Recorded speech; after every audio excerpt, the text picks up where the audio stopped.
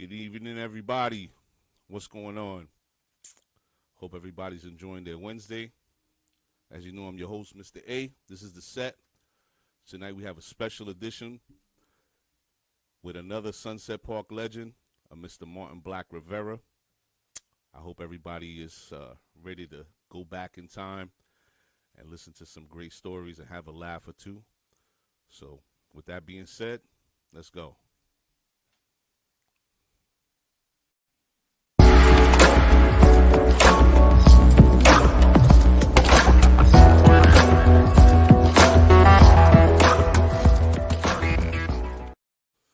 Good evening, everybody. How's everybody doing tonight? As I stated, I'm your host, Mr. A, and this is the set.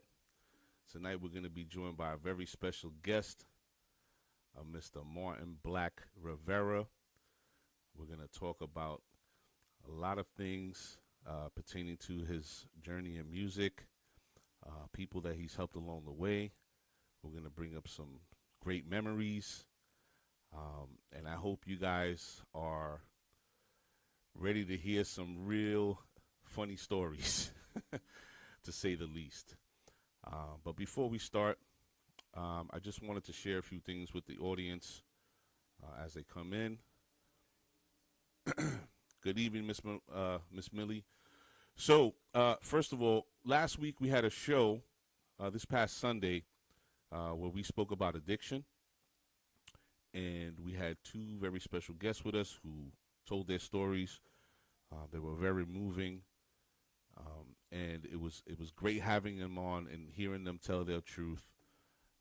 And Mr. Mark David Valentine, as we mentioned, he was on the show. Today we just got notification that he's finishing up his food truck for his business endeavor called New York City Hot Wings. So you might want to go to his page and check that out.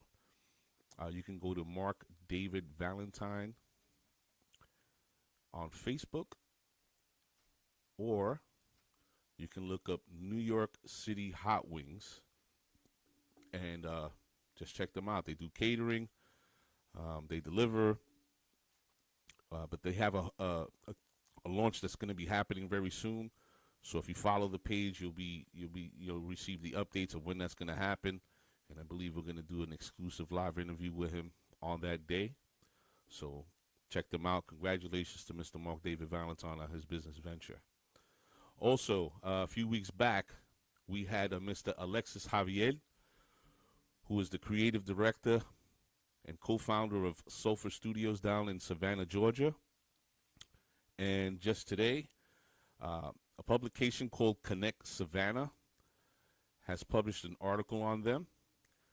And their gallery is the best, has been nominated the best gallery in Savannah, Georgia. So we want to say congratulations to Mr. Alexis Javier and his partner and his team, and Sulphur Studios.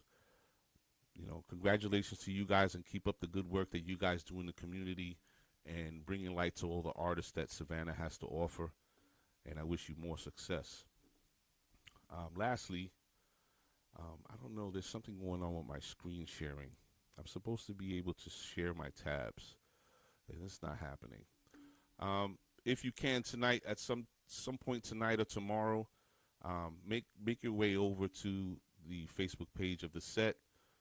There's a young lady named Joanne Crespo. She is a Sunset Park resident. She has lupus, and they're running a GoFundMe for her because she's in need of a lung transplant. Now, I know at this point in time with COVID and all our situations, you know, everybody's stressed out for work and for money. However, you know, $1, $5, 50 cents, whatever it is, to help a fellow Sunset Park resident, you know, it would be greatly appreciated. So the GoFundMe is posted on the Facebook page at the set. You know, whatever anybody could do would be greatly appreciated, and show support for the people from our neighborhood. You know, I think that's something that people need to start remembering.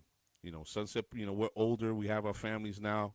I'm sure from time to time we go visit. I know there's people that still live there and still hold the neighborhood down and hold it near and dear. But as a former resident of where I grew up, I think it's important that we show support to the people who we grew up with, one, and who grew up in Sunset Park.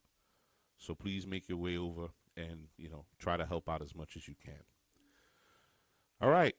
So with that being said, tonight, my guest is Mr. Martin Black Rivera.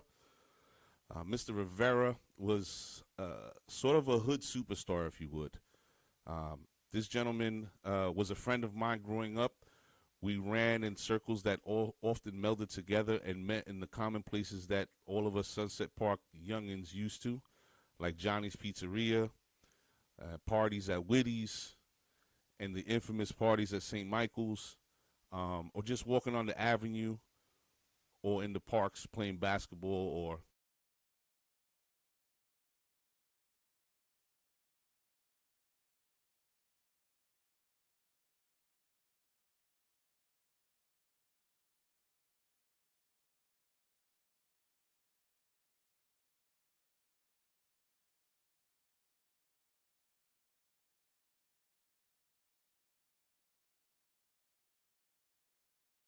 in memory. Oh, there we go. So without further ado, I want to welcome to the set Mr. Martin Black Rivera. Yo, enough with this Mr. Martin shit. Black. I'm It's already old black. enough. Black. If they don't know me, they're gonna know me now. But you know Oh, what I'm saying? there you Mr. go. Martin. Huh? I said, there you go. We're just trying to, we want to show a little respect and be professional. Respect though. We from Sunset Park. Matter of fact, if you want to Uh-oh. break it down, Go if ahead. you want to pay respect, you never give your government. That's true. Very So true. respect was, yo, Yeah. Black, what's up? What up, Black? Hi. What up? How you doing? How you doing tonight, sir? I'm good. I'm Wonderful. good. Wonderful. I'm kind of shocked, that people still want to hear, how it was in the story shit. So I'm kind of glad that you reached out. Well, listen. The purpose of this podcast is there's a lot of facets to it. First of all, as you know, the name of the show is the moniker itself is behind where we grew up. It's called The Set because we come from Sunset. Another thing is too, I want to bring light to the people, from our neighborhood, people that did things, and that are known. These are stories that we gotta tell and retell to remember. You know what I'm saying? These were good times, and Yeah, and, and a lot of beautiful things came out of Sunset, and music is definitely one of them. And if everybody who's been following the shows know, Mike Delgado was just profiled. Now you're here, and there's going to be another Sunset Park legend that's going to be coming on the show by the name of Jeannie Soul. So oh shit, Jeannie, yeah, see, that's the queen. What? there you go. That's the queen of sunset right there. There you go. So I want to continue to profile people from the neighborhood. Pay homage because these people. Not only did they do great things with their life and they followed, their passions, but man, they meant something to us. You know what I'm saying? To Yeah, everybody. They all played a part and had, a hand in our experience growing up, you know? So I always want to profile the people from the hood for sure. that's So, cool. Black, let me ask you one question. Let's start off with an easy one. What nationality are you, Black? Puerto Rican. Okay, so let's explain to the people because I want to touch on this and then we're going to get right into the really good stuff. But I think this is important right now in this political climate. Everybody's a fucking political Why maniac they these call me days. Black? No, no, no, no, no, no, no, Oh, no. okay. I want you to explain to people because you're Puerto Rican, mother and father. Yeah, Okay, 100%. okay. See, again, this is perfect. How is it that you're Puerto Rican and you look Sayo como moreno? Because people see you and they'll instantly, you don't talk or nothing. You just, at first glance, they'll think, oh shit. Because people don't understand. When with slavery, it Mm-hmm. wasn't only slaves to America; it was slaves to all these islands. Right. So my great great grandfather was a slave in Puerto Rico. Wow. Okay. So See, that's People, if you're just joining the show and you just heard the comment that Mr. Black made, I'm gonna call you Mr. Black. I'm just fucking with you.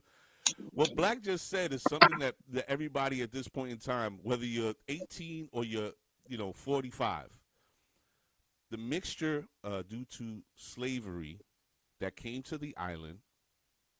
You have Boricuas that mixed with Indians. You have Spaniards that mixed with Africanos. And you had a whole shuffle of those three at the start, which is what brings us. So Mr. Black, as you can see here, is a full-blown Boricua. Pero, there you go. You can see the African roots in his appearance, the melanated skin tone. So people need to get it, straight. When we come in all shapes, sizes, and colors, and Africa and African people are a part of our lineage. All right? Yes, they are. We got that out of the way. So, Black. Yo. So, at what point in your life, and you can, I'm talking about if you can remember, because I know you told me you a little viejito right now. At what part in your life did you discover the love and the passion of being a creative or creating music? Oh, being a creator. Okay, basically, if you want to go from the start, yeah, I was 10 years old, coming out of Catholic school. And my cousin, she comes, come here, you got to hear this. She puts me in the room. She does not let me take off my jacket. She puts a chair in front of the bureau, and on top was a record player. You know, the old school record player, not no 1200s, no nothing, the old school record player. Yeah. And she put Rapper's Delight. Oh, shit. That was it. That was the inspiration. And I still remember with my gray fucking Catholic school pants, with the white button-down shirt and the sweater. And I'm talking about with the army green army book bag that we used to have when we were like fucking, not the little colorful or jazz sports. The green army with the fucked up thing that it used to get fucked up, and we used to try to close it.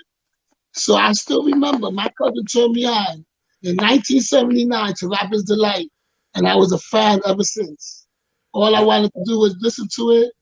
I used to fucking, as a little kid, late at night when they started playing on the radio, and stuff, listening to it with the Walkmans that we had and shit, all that shit. And then I started DJing.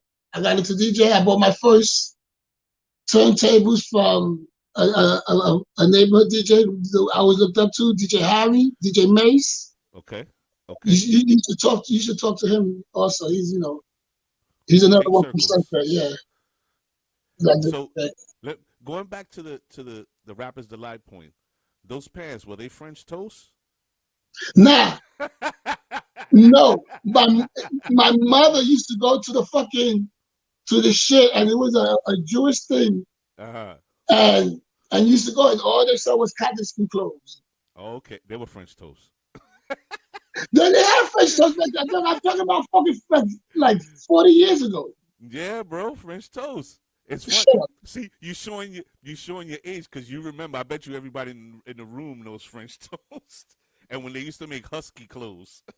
Oh no, I was never a husky kid. Relax. I know. All right, so you're in Catholic school. Your cousin puts you onto this record. I guess fast forward a little bit. You get the bug, and you wanted to get into DJing. Is that where it started? That's where it started. Yeah, started DJing because I was okay. I couldn't fucking break dance.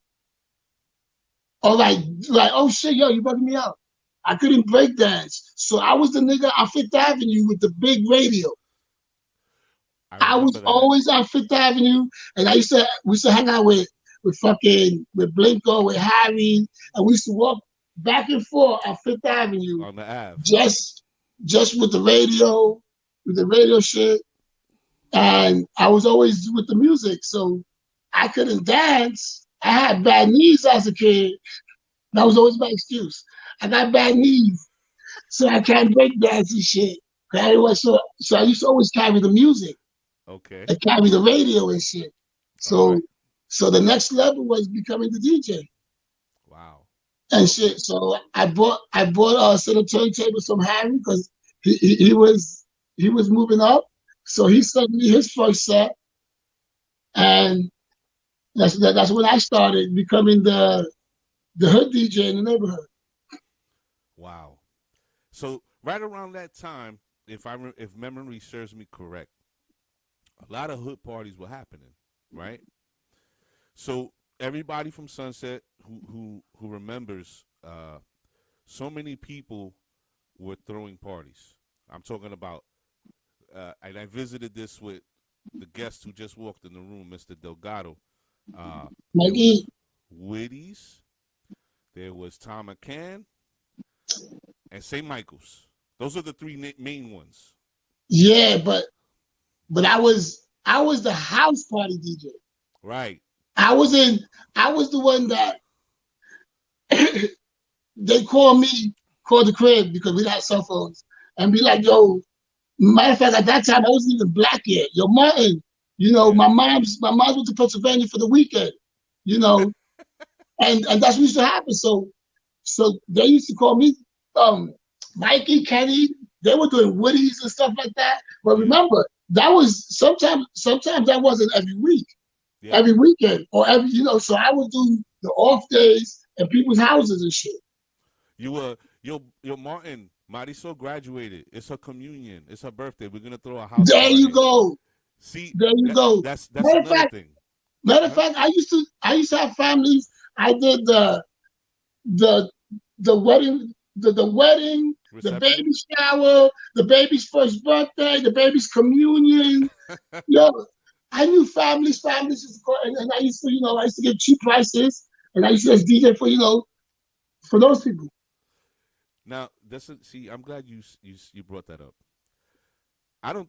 My kids have never been to a house party, and I Oh, these know. kids, these kids don't know. I be telling my kids, y'all don't know what a house party is. We used to throw parties that the walls would sweat.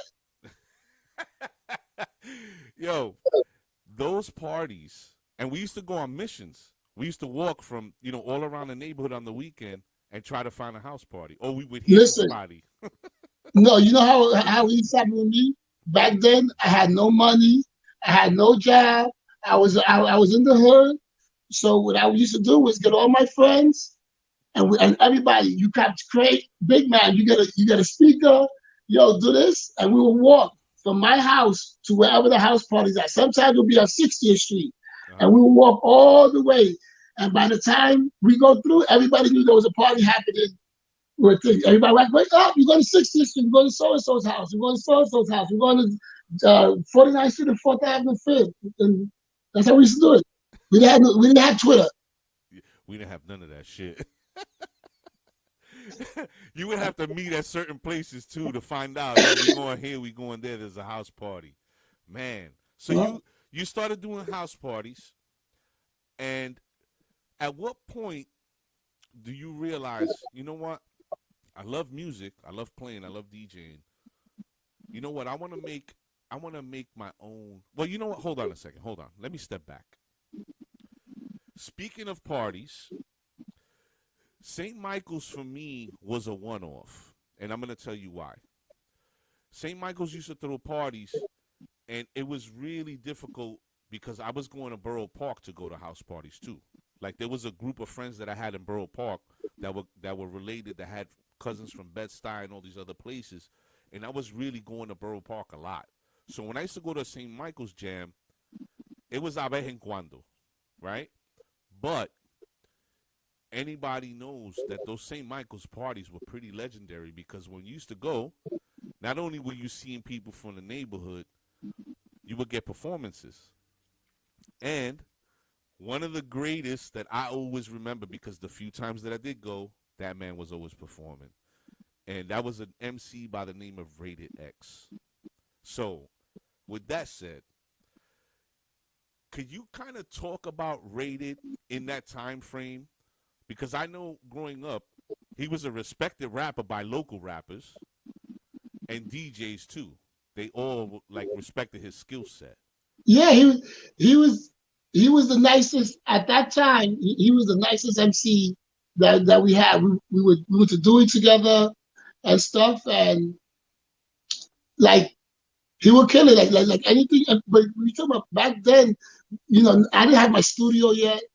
Right. We were just hanging out in the corner, drinking the beer, smoking the blunt, and banging on the cars and stuff. That's even Yeah. before even got into DJ. Like me and him, we go that way, we go that back Right. and stuff. So and I always said, I'm going to get into music because of him. Like Ah. like the way he rap, I was like, yeah, I'm gonna get a studio. I'm gonna get a studio. I Mm-hmm. started DJ. I bought, like I told you before, I bought my first set of turntables. I think they were Gemini SBL something like that, and it was from DJ Harry, 57th Street. Okay. And then I got my first thing. I went to a school called Center for Media Arts. I took up recording engineer and record producing, Okay. So and yeah, no, sorry about that. So basically, you get your my first DJ setup. You running through it. You running with Rated. I wasn't aware that you guys grew up. All I know is that when I used to go to the parties, specifically in St. Michael's, I used to see y'all together all the time. yeah. But that was when we were young. But after with Rated, like he disappeared for a while. Like Rated, Yeah. like after let me see, like after high school, that was it. He became, I guess, we used to hang out, drink and stuff. He stopped. He became a born again. So he was a born again Christian rapper and stuff, and he took that way. And then I went to Center for Media Arts. I went to school. I learned you know, how to engineer. I took a job at this old hip hop studio called Funky Slice. Get out of here. Yeah, I used to work at Funky Slice. So when Wow. I was there, when I used to help out, I used to look at the board, look at the wiring, and when nobody was there, I was cleaning up. I used to eye everything, the way they set everything up, Uh huh. and I would go home and do that shit to whatever equipment I had, and I would set it up like they had it at the studio over there. And before you knew it, I had a full functioning studio in the basement of 49. Let me ask you a question. Wasn't Funky Slice in downtown Brooklyn? Yep. Fulton Street, Lawrence. You Lawrence had and Fulton. a side street. You had to go upstairs, right? Yep. I used to People. work there. That's that's that's how I learned how to wire a studio. Patch bays and all that, Patch and bays and all that, yeah. And I would go and I would look at it and I would study it. I would go home, buy books, buy the equipment, and then rock I out. had, I had to hook up. People, if you're just joining the show, this is Mr. A. This is the set, and we have Black. I don't want to call him Mr. Rivera. We have Black as our guest today, and he's speaking to the beginnings of his career, or his dive into music, and his come up. He just brought back a memory for me because if anybody knows anything about Sunset and hip hop, I think all of us either wanted to be a producer or a rapper. You could smoke on camera, bro. It's all good. I'm not Um, smoking, I'm drinking. And oh, just in case my mom is watching, I don't want her to get. you see that, and that's another Boricua characteristic No, right let me tell there. you something. Yo, I used to post shit on Facebook. Uh Yo, by huh. the end of the day, my mother would call me. Like, dang, but get the pussy that's on Facebook. I'm like, yo, who the fuck is telling you? Fucking 90 something years old. Fucking got people, yo, God snitching bless on me. her. God bless her. That's another Boricua trait. We respect our parents until it doesn't matter. We could be Yo, 60 yo, with yo. kids. I got stories. I got stories about people wanting to come to the studio. Uh huh. And then, they come in. So my mother used to be at the door. Yo, Mm-hmm. like if it was a club, yo, check a nigga. Yo, what you got in the bag? Yo, why you got all that beer in the bag? You can't come in here. Yo, I swear. If uh, anybody used to come to the studio, everybody was scared of my mother. listen, people, Black is bringing back a lot of memories. So don't mind me if I'm laughing a little too hard or getting a little overzealous because, again, being in Sunset Park, we ran in the same circle, so to speak, and we were always sort of around each other, just like everybody else in the neighborhood.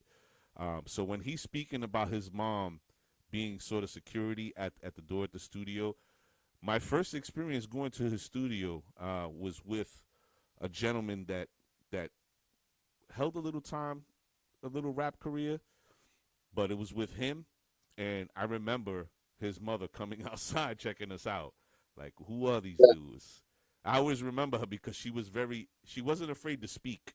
Oh no, she's still not. She's 94. She don't give a fuck. God bless her. All right, so now we move on to studying audio engineering. You take the job at Funky Slice, man. Big up to I did a demo there too with a bunch of dudes at Funky Slice. That's how I Yeah, remember. Funky Slice was where everybody all the a lot of reggae shit came out of Funky Slice. Yeah. When I used to work there, I used to work with a lot of Jamaicans. Oh yeah. Yeah. Dude, it's crazy because you said that and immediately I was like, I remember that spot. It was like when we went, it was in the early 90s, and it was like 30 something dollars an hour, something Yeah. like that. Like And 35 an hour, yeah. yeah, and back then we was trying to scrape money to. I was in school, like dudes, we were young kids or young See, gentlemen at that time. and that's why I did it, because when I first did my studio consisted of a fucking the Gemini 4 turntable mixer, the MPC 62, and a house speaker. That was it. And then I used to have a 4-track. So I used to hook up the MP to the outputs of the mixer or group them, and Uh-huh. then do the vocals. Well, I started with a 4-track cassette. You had the Tascam 4-track. The Tascam 4-track cassette. And then I graduated to the 8-track cassette. The You eight couldn't track. tell me shit. You had to use what was the tape? What The was it? the TDK, The a metal special joints. TDK special shit. Yeah, I Yeah. remember that. And then when I got my first A dot, you couldn't say shit to me. I thought Listen, I was done. That's it. But yo, I had the 950. I always wanted the MP, but I never got the MP. But yo, yo, people. but I was off of the hood niggas. I started with $10 an hour. Then I Yeah. got more equipment, $15 an hour. I got the 24-track, and I went like that. So the first time I went to Black Studio, as I said, it was from one of the local guys who were making their way. They were trying to climb Who up. are you talking about? Huh? Who are you talking about? Oh, I'm talking to the audience. I'm telling No, them about the I know first. that, dog. Oh, I'm not that old, nigga. I know there's other people. But you said you came oh. to my studio with somebody. Who is I somebody? was with Diego. All right. So Diego was going to meet. I don't know if he was going to meet Charlie. I don't think it was Charlie that he was going to meet there. He was going there for something. I think he was picking up a tape that y'all did, whatever. It was me, Diego, and somebody else. And we went. Raz was doing a joint. And I remember one line from whatever he was doing, something about I have you living like a battered spouse or whatever. And I was like, who is this little fat motherfucker? He's nice, right? No, he was nice. No, that's what I'm saying. When I walked in, he was finishing up his shit because you could at that time the way you had it set up, you could kind of see who was doing rhyming or whatever. Yeah, yeah. And I was like, oh shit, like you had to walk Yeah, that because dog, that corridor to the 'cause back. It was like, dank. like I said, because Funky Slice, they had you see the windows and you can see the artists. So I mimic everything, the whole setting, how they did it, and whatever I learned in school, I just incorporated that, and I had a good spot for a minute. A lot of people from the neighborhood, like I said, who were coming up, made black was a cornerstone. So if you were an unsigned artist, if you were an underground artist, So it everybody didn't knew. matter if you suck, Yeah. as long as you paid for the studio time, nigga. You don't know how many times I'm sitting there with niggas who can't rap, and I'm like, yeah, do it again, do it again. Dog, I didn't. You know, the thing, I didn't want to work. I didn't want to have a job. You I didn't. that's what I wanted to do. I wanted to have a studio, and that's. I remember doing sessions and feeding my daughter her fucking lunch at the same time, doing vocals and giving my daughter food and shit. So you have this. You're making a name for yourself in the neighborhood, right? And again, I remember at this time, like this was the place. Everybody that I spoke to in the neighborhood who wanted to be a rapper or whatever, was going to Black. Everybody, and I never really heard of anybody else like singers or whatever like going there. It was all rappers. But the Now one, I used to have people that come out. Like I used to work with this underground artist who used to come around. I don't know if he just do a little comeback, and then was Adolf the Assassin. you worked with Adolf, Yeah, Adolf used to come in my studio all the time. but see, here's the thing. I remember when Adolf he produces too. Well, he Yeah, he produced it right. So yeah, he used to come and do tracks in my studio. I remember when I was hearing the stories of him, right? And I was like, this guy calls himself. His name is what got me, because you hear Adolf like Adolf Hitler, but he flipped it. Yeah, it's So eight off. off. So when I heard about him, I was like, who the fuck is this dude? But everybody in the neighborhood who was in those circles was like, He was yo, nice. yeah, they were like, yo, you gotta hear, yo, he's dope. Blah, blah, blah. So how did that come to be? Where was he from? Adolf was from everywhere, nigga. Oh, one of those dudes. Okay. Yeah, right now, right now he's doing some stuff. He's in Cali right now and stuff like that. But he was, he was, like he was doing music and the way he produced. Like in the beginning, you like, yo, what the fuck you niggas doing? You know? And It's then that should unique. be like off the hook. And then lyrically at that time, he used to kill lyrics and slams at the regular. You're saying that when he used to put tracks together, his technique was His like, yo, technique what was is he off the doing? hook. You Yeah, see, he would try everything. You don't care how it sounded. He didn't care who was around. But then at the end, it was always tight and shit. because of him, Das Effects I came to my studio one time because they were buying a beat off of him. really? So he was in my studio working on the beat, and then Das Effects came through, Mm, which that was kind of cool, because I'm an underground nigga. I'm in the basement, and exactly. then some nigga I'm looking up to, you know, that you got effects and all that shit, at the crib, and I'm sitting there in the living room with them. I was bugging out. It's crazy Alex because came Alex came by, a lot of stuff. it's crazy that you say that because, one, it being in Sunset Park, you never knew who you're gonna see or bump into, right? Das Effects used to be had a relative that was right up the block from Lutheran. Okay. That was the first time I ever saw them, and this is before the drop. They just got out the truck like two mysterious. Like, I mean, who the hell are these dudes? And they're like, yo, that's this rap group. And I'm looking at them like, these dudes look like weirdos. And then they dropped, and I was like, oh shit. But they used to be over there all the time. And And, then and be, Jungle Brothers yeah. Phil lived in, I don't know which tower, but and the whatever. Towers, yeah. Yeah. And another one, regular dude, you see, mad cool, whatever. Yeah, for a while, he used to come and in between albums, he used to come to my studio. We used to hang out, and he used to try shit, and and then take the ideas from there, you know, and go take it, and then he'll disappear for a while and shit. Mm. To see people, if you're listening to these stories, you have to understand this studio was in the bottom of a building. It was like a 3-4 walk up, right? Yeah, And you walked it. You went to the basement, which would be like the basement apartment, and you opened the door. And when you walked in, it wasn't the studio. You had to walk down like a 30-foot corridor, and it was dark and dank, and it smelled like a basement. Like the walls were fucking, the stone. And then you got to the back, and that door opened up, and there it was.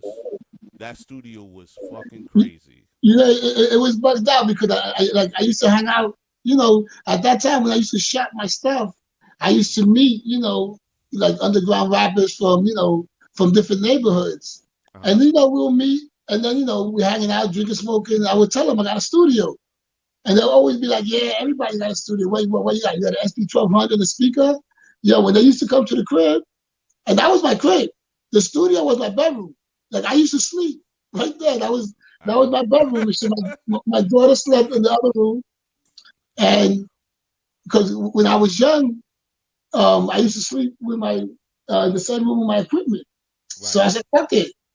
There you I go. was in the studio. I was there all the time. So it was cool. Those were good And times. Man. I appreciate you. You bringing me back because you bringing back stuff you forgot you about. know that I wish I was still doing. You understand how many times I hear stuff and I'm like, damn, like I should have never gave up and shit. You see, I'm glad that you said that right now because in speaking about this or thinking about it prior to us having the show, I put myself in that mode of remembering that time, and especially right now when you just brought up Adolf, because Adolf, his production, I believe, didn't he do that track for fuck? He did it. He did a lot of tracks for niggas out there.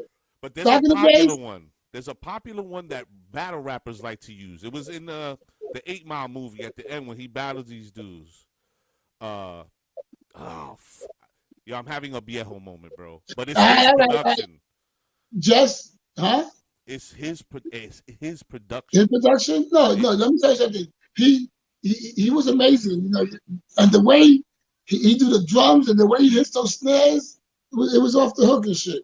he was very on the one, but the way his samples and bass lines would come together was sick.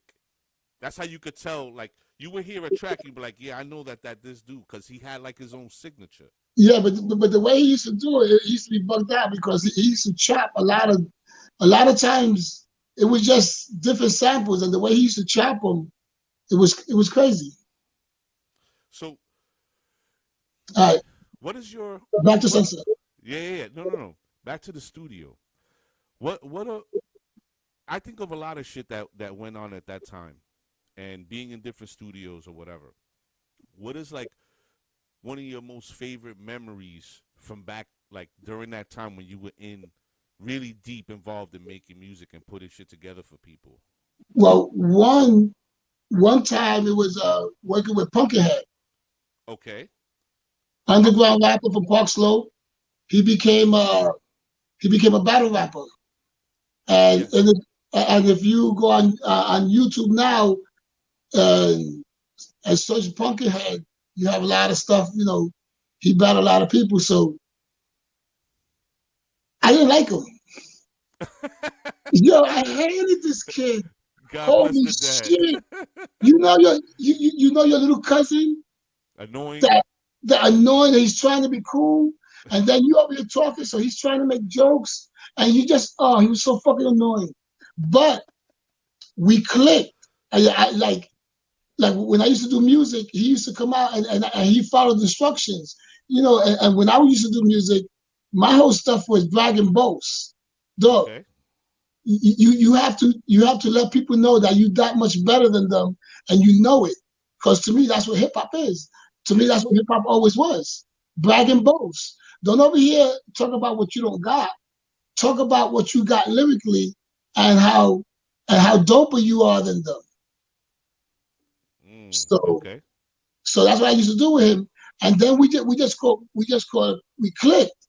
And then he got hooked up with Stretch and Papito. So what we used to do is we used to spend all afternoon and all evening to do a track, put it on tape, to rush to downtown to drop it off to Stretch and Papito so they could play it that night on the underground radio. Wow. So so and then that's when I really got into it. That felt good, hearing, even though it was underground radio, but No, hearing but my production and my stuff. anybody who knows or who grew up on hip hop and really followed it, Stretch and Bobito's show was underground, right? But it was But mainstream. But it was exactly that's my point. But it was mainstream because once you knew about it, that was it. You made it a habit. Yo, I gotta check stretching Babito. Stretching Babito's coming on 81.5 or 8, whatever the fuck. Yeah. That, So so we that's used to crazy. so we used to do tracks Hmm. and have them ready, and mix them down and everything, have them radio ready. So like that, he could go, he could take them down to have it played on the radio that night. Wow. I came to discover Pumpkinhead fairly late. If I'm not mistaken, I don't know if he battled or he did a joint with somebody who uh, I really like. He's another battle rapper who got really popular. And I just had another viejo moment because I see his face, a motor technique. Yeah.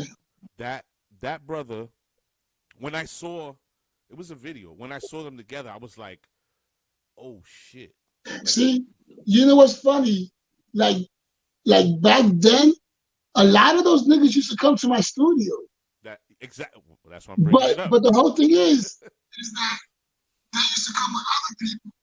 They used to Uh-huh. introduce, and at that time, I'm from Sunset. I'm feeling myself. I don't give a fuck. I'm doing my shit. To my right hand, I got brands. I got different people. And then, like, the funny thing is, they wanted to bring Joel Ortiz to, Wow. and I don't know what the fuck at that time. I was stuck in my ways. I was in the studio. I wasn't listening to radio because I didn't want nothing influencing me. So Right. I was, I had my kids. I was going to school, and I was in the studio, 24/7 in the studio. And then they were like some kid, Joel Ortiz. I'm over here thinking some fucking singer nigga. And shit. And I'm like, nah, I'm busy. I'm busy. Then they call me again, yo, I want to bring this dude, Joel Ortiz, all that.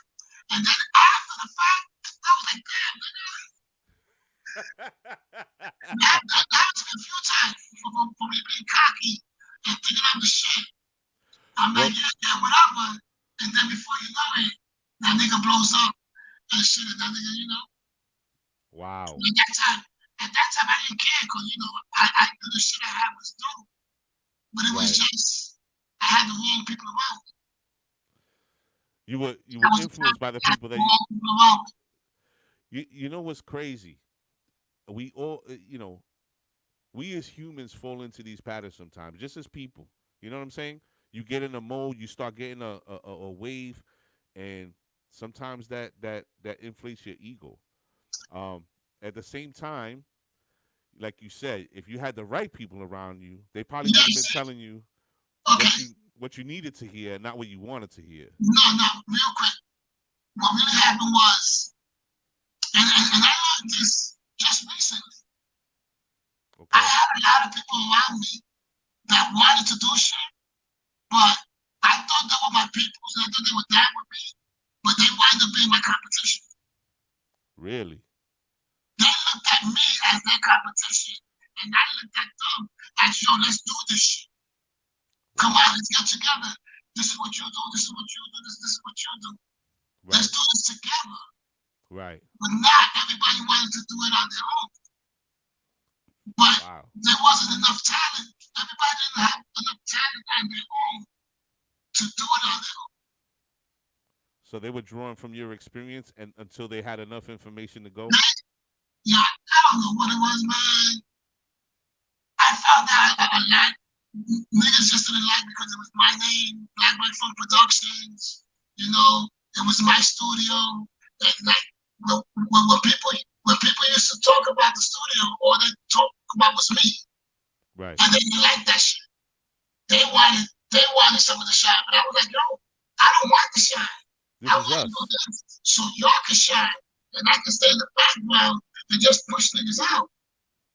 Wow. But nobody thought like that. Everybody was like, oh, this is your shit. People didn't think only about you. I didn't give a fuck about me. Yeah, it's my name. It's my studio. It's my money. I put everything into it. I went to school. I did all this shit. You got that right. It's going to be my production company where you could just do your shit. I didn't want more than anybody else. Right. And then that was the problem. Like, we had enough talent to do something Right. in a group. Right. and they not just enough to do something, and wow, especially not to do something separately in the beginning. You know, maybe after you establish like Wu-Tang, after Wu-Tang was established, they went you into know, the yeah, everybody broke off. Only the ones who broke off were the ones who were able to hold their own, right, and they had to come back together because the other people wasn't good enough for solo. They was only good enough for the group, and right, that's what we had. We had good enough for the group, right. and everybody wanted to be solo. So what wound up happening is nobody blew up. Wow. Due to Basically, egos. ego.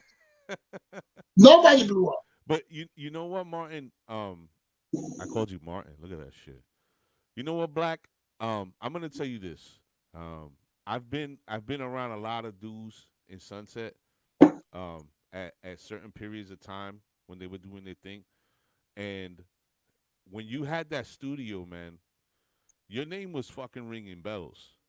And and No, and, and not only that, but people respected you. Because I used to see, I was around you a couple of times in a few sessions, and I had a session with Flick there. But your work ethic and how you would do shit and push it together, and the way you moved around the studio, like you had to respect it. You had your shit down pack. Everything was on smash for you, and it's sad to hear that that's why everything ended up the way that it did. oh yeah, that's one part. That's one part because That's your test. I had different things going on. I have this artist, but then what happens is it just people will get too full of themselves and think like you know, I don't and think then them. come back and be like yo, and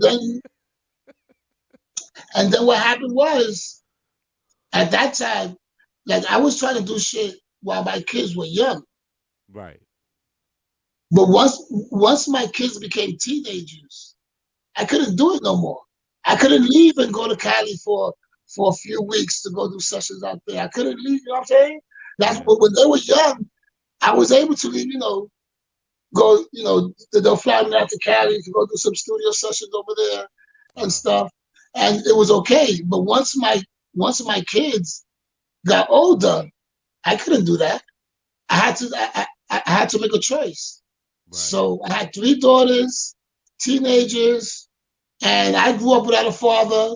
And I always said to myself, when I become a father, I'm going to be there for my kids. So I basically gave everything up, dropped everything, went to school for phlebotomy, and that's what I do now. Okay. That's why you was in scrubs. Yeah, yeah. People, if you're just tuning in, we have Black here with yours truly, Mr. A, at the set.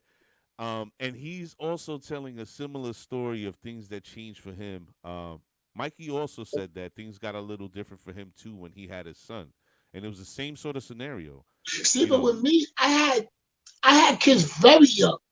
yeah, Like yeah. by 20, by 21, I had two kids. Wow, you a So Puerto Rican. yeah, right. So I used to work at home and then be there for the kids. My mom used to help me and stuff, and I wanted to be a single dad and stuff. And Wow. but I was so close. I was working with this artist, and he was real dope. And then the same thing happened. So somebody came and put shit into his ear. Cause I wouldn't sign deals with nobody, because I'm like, everybody's talking about, oh, let's sign a contract. Contract what? We ain't making no money yet. So why you Exactly. want to sign something? But then when it came down to sign something, and I'm gonna put somebody's album out, then something happened. And then by that time my kids were 13, 14. I was like, I'm done. Wow. Let me ask you the big question. I'm sure you still love music, right? Oh yeah.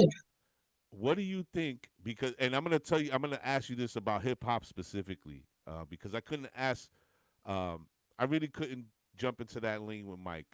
Mike loves music, and he has a You crazy? My Mike is a house guy, nigga. Why? no, exactly. Why that nigga? Yo, matter of fact, put it this way: me as a DJ coming up in Sunset, Uh who huh. I used to look up to.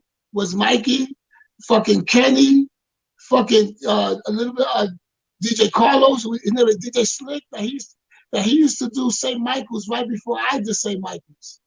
And then I used to work with DJ Tech, rest in Wow. peace.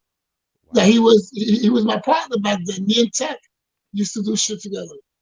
You crazy? I used to look up to Mikey and Kenny and shit like that.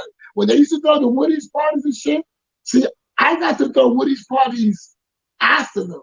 Yeah.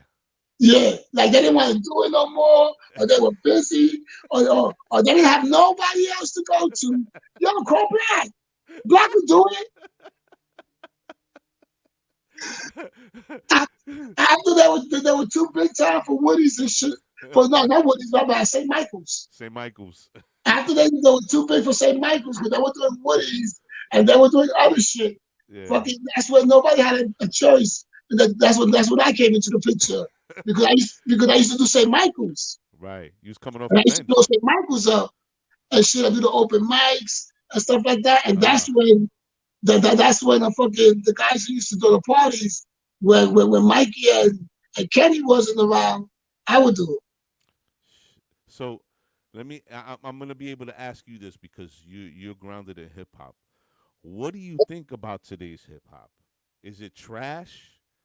Is it what? What do you think of it? Most of it is trash, but it's catchy and and it's lazy. Super lazy. It's lazy and like I don't understand how these people do it, but I know if at our time we had this sick, yeah, it would be sick because there's a lot of trash in it. I give it to some of them. Some of them try, some of them put effort into it, but I wind up listening to old school shit. You know what's You know, crazy? there's a few that I like. Some Yeah. Logic. Yeah. You know, People who fucking rap. huh? People who actually rap. Yeah, That put that pen work in. yeah. No, but I can't front. You know what it is? My granddaughter, 6 years old. She's the one who puts me on to all these Really? non-rapping, you know, shit. And and the, but I wish she was here right now because I got it. I'm teaching her how to do fucking top billing. Oh, for real? So you know she MC. Man, people call me Milk. Yeah. So I'm teaching her that. I'm like, Wow. nah, I gotta teach my, real rap songs and real rap stuff. And they listen to all the cute shit they listen to and Right. shit, but you know, that It's shit is funny. dumb. It, It yo, hurts me. dude. You know what? There's a producer, um, that I'm cool with, and I was speaking to him about it. And his take was, he's like, this is the new generation, whatever. You know, I understand, like, the music. Let's take away the lyrical content. He understands the music, right? That whole vibe of trap and Yeah. whatever the fuck, No, right? it's party. Right. But he was like, yo, you know what I think about the rappers today? They're like, you remember back in the day when you be in school and banging on the table and now everybody's a rapper? He's like, Yeah. that's what they sound like. That's what this generation sounds like. Motherfuckers in But the lunchroom. some of them pull it off. I can't I can't front because some of them really pull it off. And and they have me, they get me into it sometimes and shit like that, Uh-huh.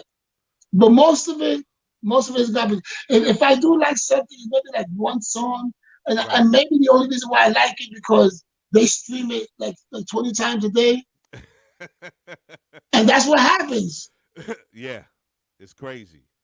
Um If you hit, and I think about that with any song. You right. hear it enough times, you're gonna like it.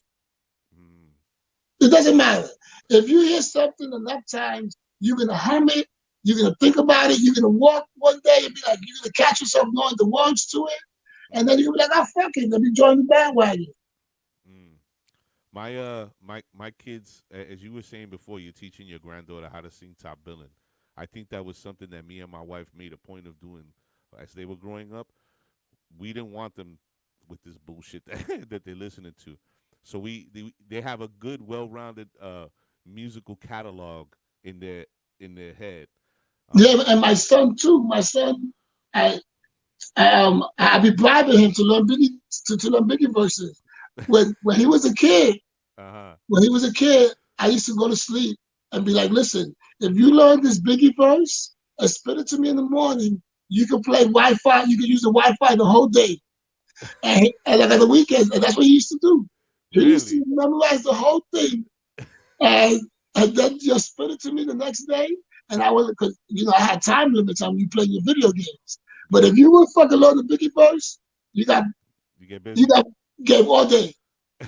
And now he just started for Hamilton. He's the drummer. Get out of He's the here. drummer. That's what's up, Black. So now I'm gonna like I talked to his mom. I want to build a studio.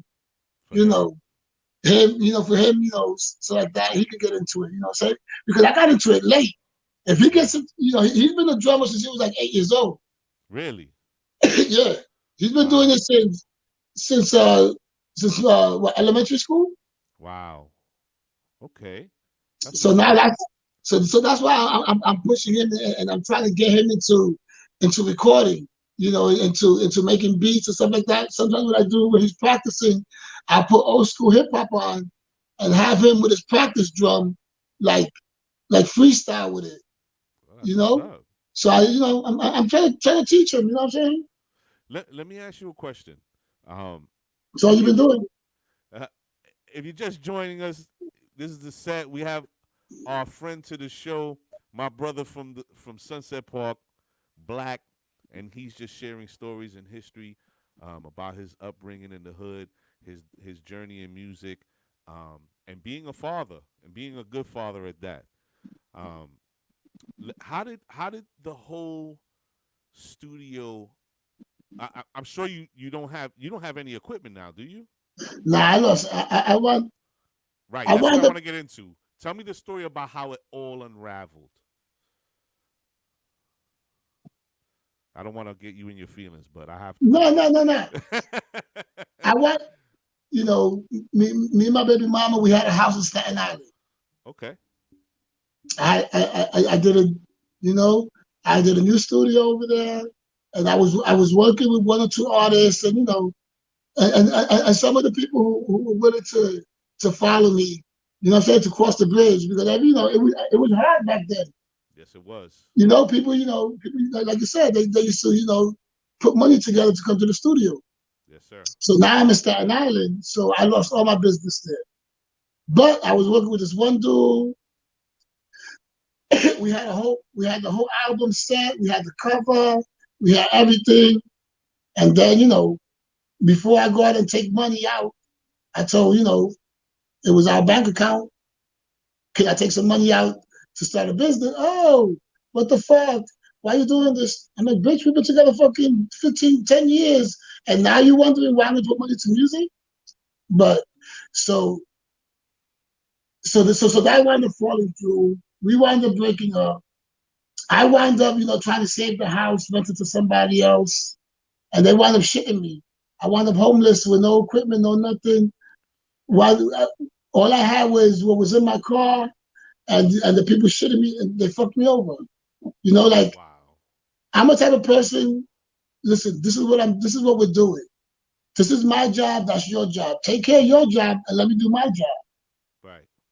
For sure. And that's what fucked me up with the music, because niggas wanted to be in the studio with me making music while you should be out there shopping beats and shopping artists and being an A&R. You know what I'm saying? But you wanna be here and shit. And then somebody was supposed to help me with the foreclosure of the house. I trusted them. I know them for 25 years. Why would you shit on me? Wow. Here, I got, let me hustle, let me do this shit to get my shit together. Yeah. And they wound up fucking staying with the house. I lost everything. Well, needless to say, you don't talk to that person no more.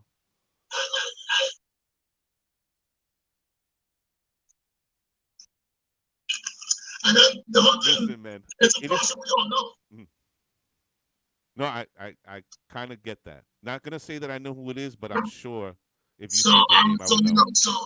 so the person wound up fucking me. I wound up thank thank God like thank God at that time the job I had was like off hours, so I was able to go without a place to live because the way my work schedule was. Like I would have to start working at 2, 3 in the morning. Uh huh. So if I would go to the nap at my mom's house, it wouldn't look weird Right. because I just came from work. Right. And then I would just, after I do everything with the kids or whatever, and I would drive to the parking lot and stay there until 2 in the morning to get up to go to work. So Wow. I did that for a while. And shit. And I wound up losing 20 something years of records, all my source magazines for 15 years. Wound up Wow. losing everything. And and I didn't go back because I know myself and I would have been in jail. So I just let everything go. I just like forget it. You know what I'm saying? I'm not even gonna attempt to go, to Yo, Black. you Can know, I ask you a question? Can you see that message that's on the screen there? so I can't fucking see it. I'm fucking all the glasses. Póntelo, abuelo. Can you read that? Remember when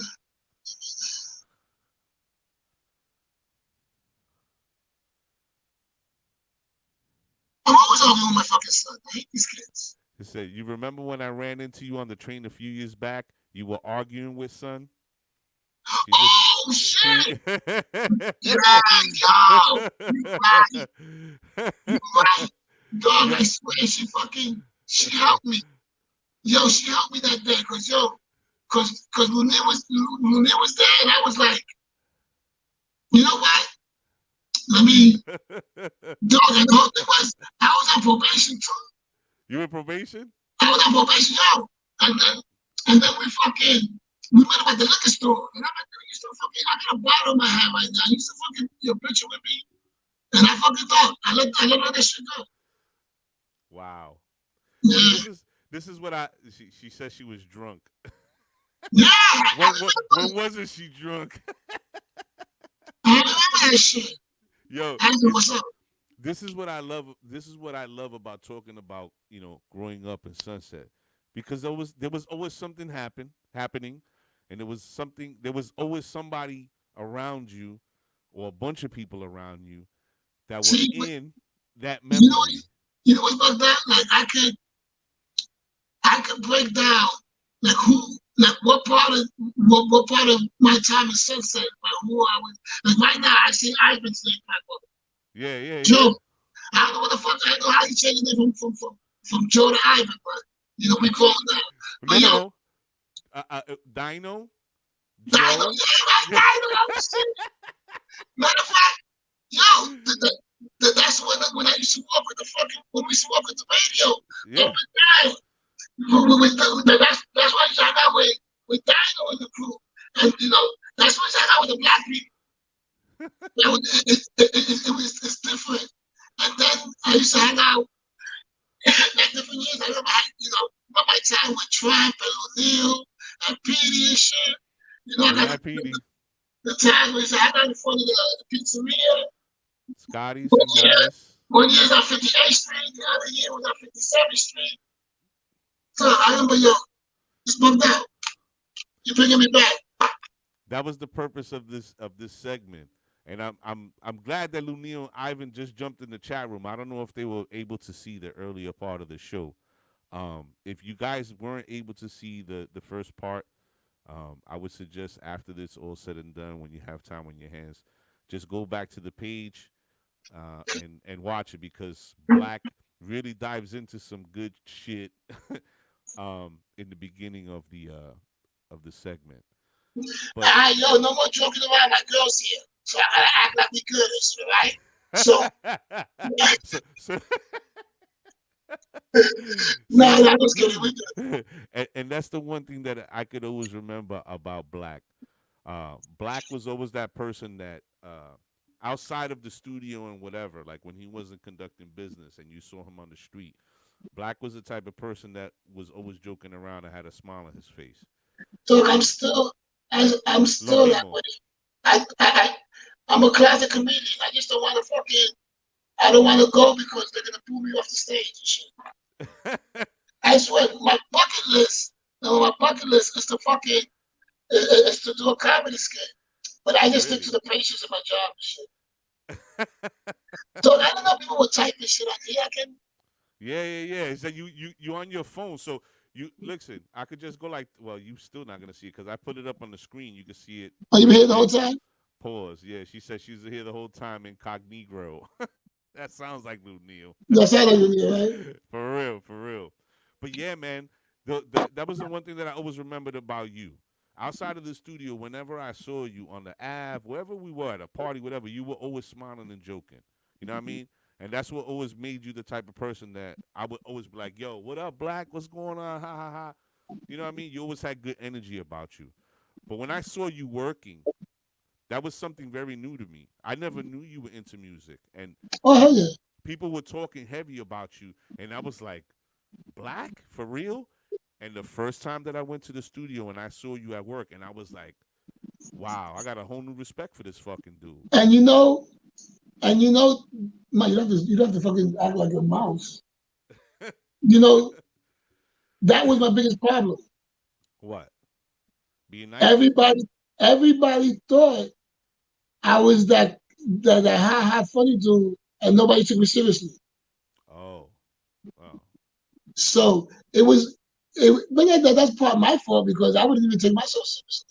But but when it came down to it, towards the end, that's what I realized. I realized that a lot of people didn't take me serious because of my demeanor and the way that I act. right, So that was one of the problems with I would tell people to do, this is what we got to do. Yeah, yeah, yeah.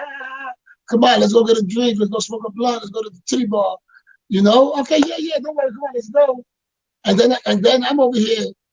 This is what you're supposed to do. right, Like, why are you with me? You're supposed to do right, something.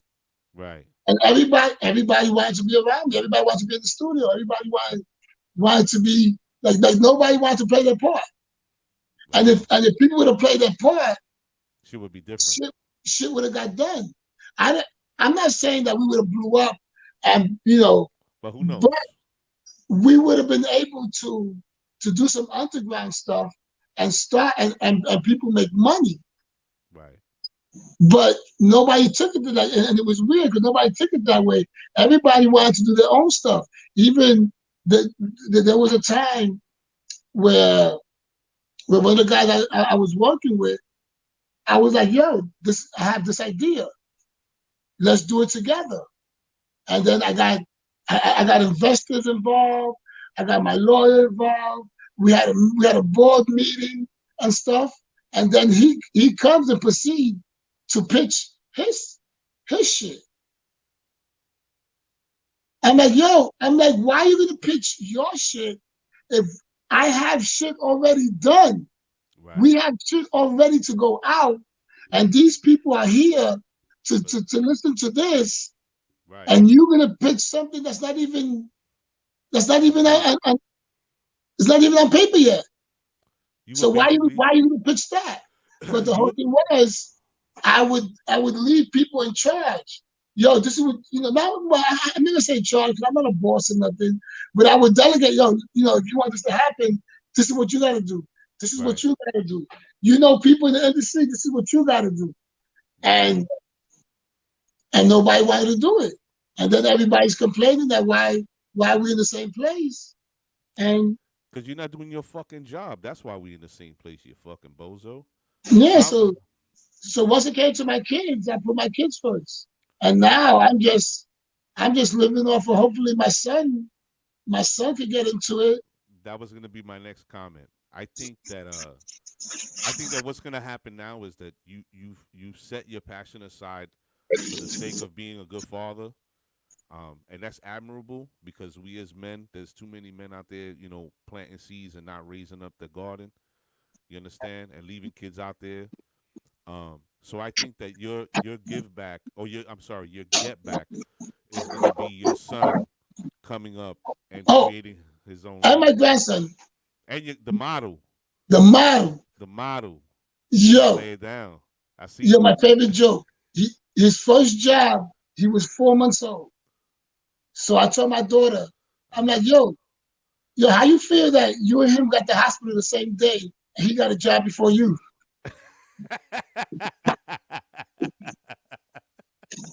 You fucked up, yo. What you drinking now? What you drinking? Oh, of course. Silly me. Listen to me. Almost 30 years drinking the fucking same shit. 25 years. Let me just say this now that you put that out. Go ahead, sit, bro. I'm just gonna make a statement for somebody in the audience. And she knows who she is. We had a conversation about this interview, and you were 100% correct. And that, I didn't doubt you, but I'm just gonna confirm what you was thinking, honey. So, Black, Yo, um, I think that people understand or sort of get a really solid idea of who you are, who you've been, the things that you've done, um, and the influence that you had in the neighborhood. You know, I think that that's one thing you can definitely look back on, and hold on to it because again, see, a lot of people respected your work. it's bugged out because, once I moved to Staten Island and I started working again and being, among the common folks and stuff, like Uh huh. I was like, there was a minute there that I was like, what's all this for? Right. And then there was a few times where I would bump into a kid, somebody who used to look up to me. Like right now, there's this there's this DJ in the neighborhood, DJ Miss T or something. Okay. So she's a neighborhood DJ and stuff like that. I didn't know she was a DJ. She rolled up on me the other day, jumped out the car, and was like, "Yo, oh my God, he's black. You don't understand. I'm a DJ because of you. When I Right. was a kid, I used to see you DJ and you do these parties and you stuff, blah blah blah. And now I'm doing it, and I want to, and I want to give you props and everything because I'm doing this because you did it, and I saw you do it. And now she got her little crowd and stuff, and she be, she be on her Instagram page and be doing parties on Instagram and stuff like that, and have dudes come up to me, oh, like I was a counselor when I was like 15 years old. This is how way back it goes. When I was 15 years old, I was a counselor. Mm-hmm. And, I was from Southern, nigga. I was cool. I'm not going to sit here and we ain't going to do that blue team, yeah, and all that fucking, and all that shit. So what I used to do, I used to teach little boys that I was counseling, I was the counselor, rap verses. Really. So one of the rap verses that I remember, there was a Run DMC rap verse. Uh huh. And I was born, I was young in the train. I was born, and all the kids like son of boyfriend, brother of pal, and that's my pal. It's McDaniels, not McDonald's. And they would do the whole verse. A few years later, a little kid came up to me. Well, he was grown now. Yo, Uh huh. Black, yo, I want to tell you, because of you, I'm a rapper now. You taught me my first rap. So when little stuff like that happens, Yeah.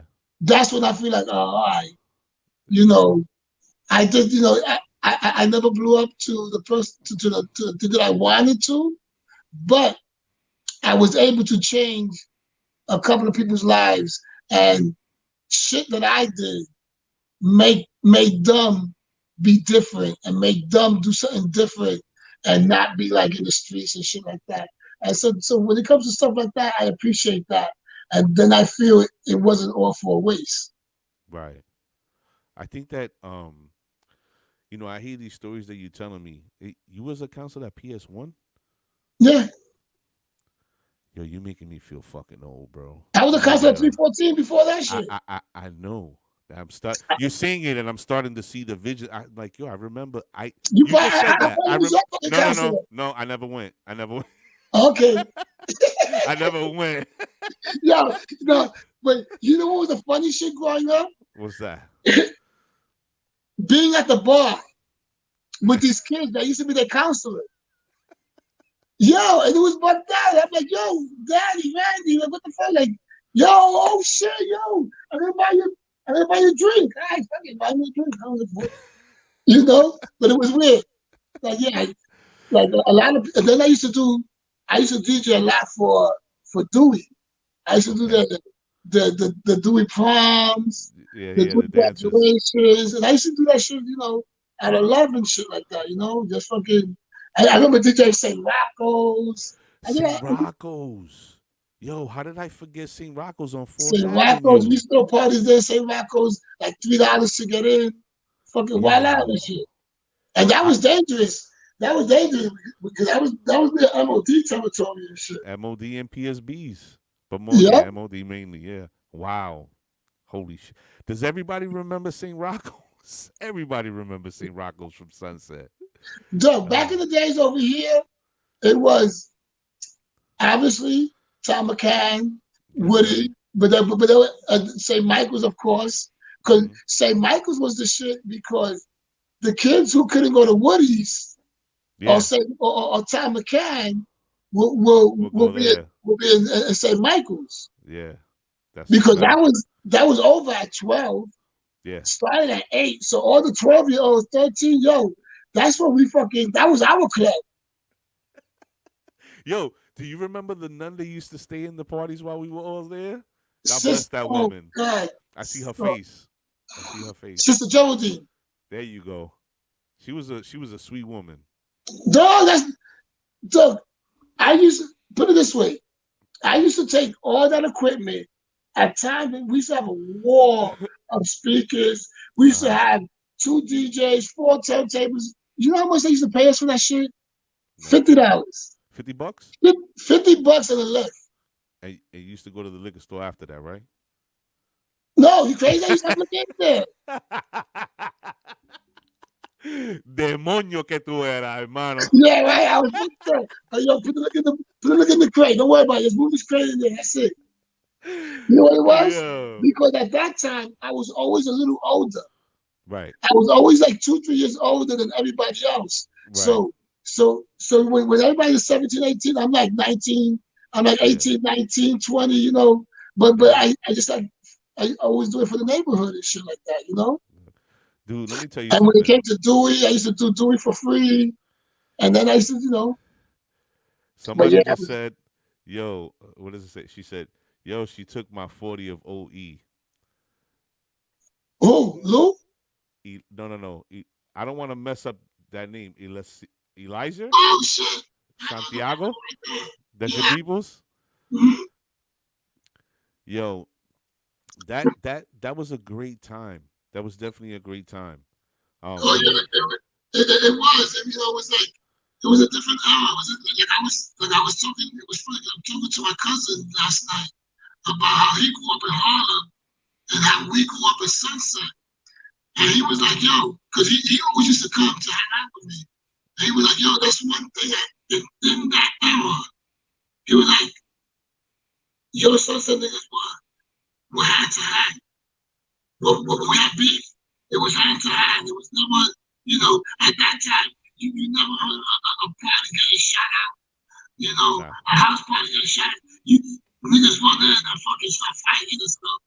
But yo, it was a different era. Now, that shit be fucking with the shooter. I'm gonna put this memory out there because in this vein of in this conversation, and remembering these parties and what it was like, I want to bring this up, and I'm sure you're gonna laugh.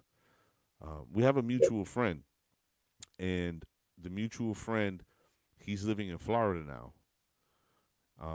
And he's sort of a not even, he's not sort of, he is. He's a Sunset Park installation. This is somebody everybody in Sunset Park knows. And since you're bringing up what it was like and when beef broke out, we didn't have shootouts and stuff like that. But this gentleman was the king of the party fights. And I don't know if you could guess who it is, but I'm just going to say Kung Fu Jay has had some of the best. And, and I know what you're gonna say. I'm I not. know I'm you're not. gonna bring it up. You're I'm gonna bring not. up I'm not. the Tom McCann one. Ah, He was there, and that dude was talking to him, and the nigga thought he was Bruce Lee, and said, "Well, nah." One kid played him out. I was like, "Yo, the lights went on, that's what I and, was and saying." and Jay was standing there like this with his face like Cause yo, that nigga, yo, nah, he didn't think he was fucking. He thought he was fucking with the last dragon. oh, Bruce Leroy, Bruce Leroy. Bruce Lee, there you go. Yo, your man I don't want to mess up his name. Is Eliza? Is that it? Eliza Santiago? Yeah, what's good, puppy? How you doing? I don't want to mess up his name. He's saying what's up. Yo, so I could tell stories. Look, I remember hanging out in the corner and listening to fucking. Just to go to show how much I was down for Brooklyn and and, and I hated like the Bronx and shit like that. That I'm sorry to say, when Boogie Down Productions' first album came out, uh, I was hating on it. you were? Oh yeah, it was for the Bronx. Yeah, but still, that was a banger. Excuse me, it was for the back then. Go Yeah, Brooklyn in the house. but if you remember, and this is how I reconciled that thought, and I'm gonna help you, so you could take that bitterness off your shoulder. Back then, I was probably 13 or 14. When that record used to come on, it was a rap, right? In any house party, when the Bridges Over came on, it was a rap, right? No, I know that. Right. But the reason why I love the record, period, but he paid respects to Brooklyn because No doubt. But he the other said, thing, and like Brooklyn I keeps said, on taking it. I was hating.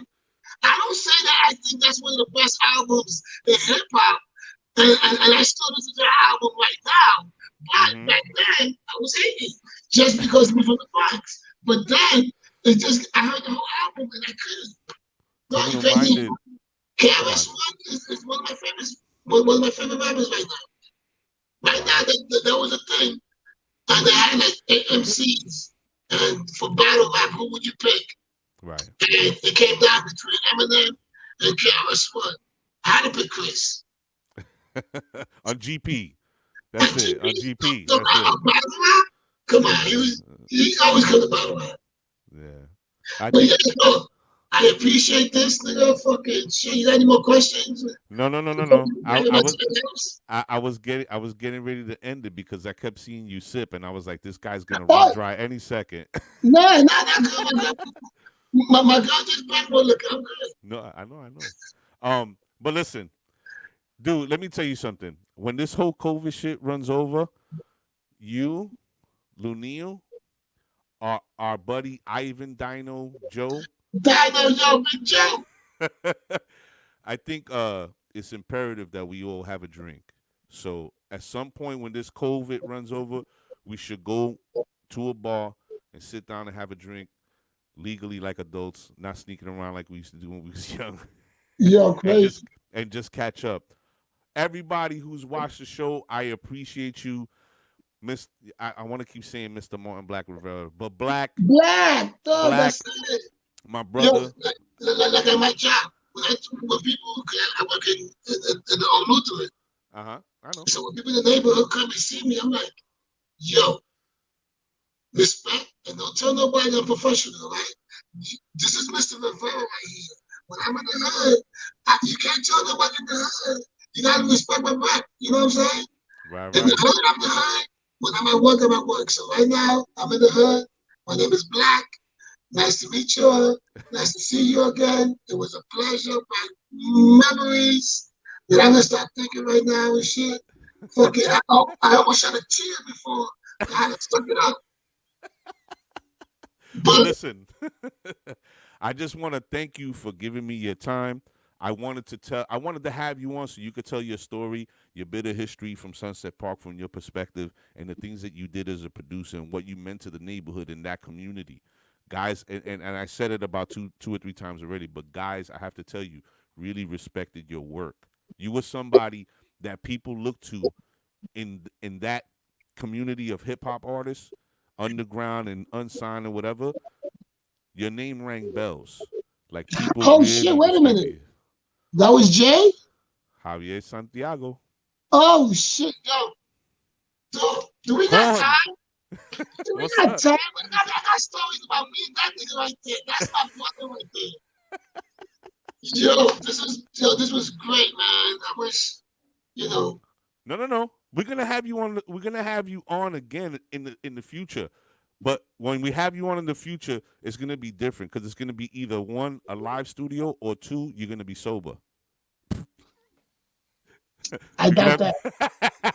have. That's what I like about you, Black. I Always keep the got that 100. shit, nigga. Look, let me tell you something. I got into the house tip. You know what I'm saying? Like I don't eat fried food. As you see, I tell you, I had acapulco in the air fryer. I don't drink soda. I don't drink fucking no juice, no nothing. But I drink my fucking alcohol. I don't That's drink it. soda because soda's not good for you and shit. But fucking a sip of Bacardi Limon straight brought to you by Black. Yo, on that respect. note, on that note, we're gonna Yo, end the Jay, show. love you, respect, man. Yo, thank you for everything. Yo, you understand? You just made my night. I was hesitant in the I beginning know. to do this I know. because I felt like, who the fuck am I?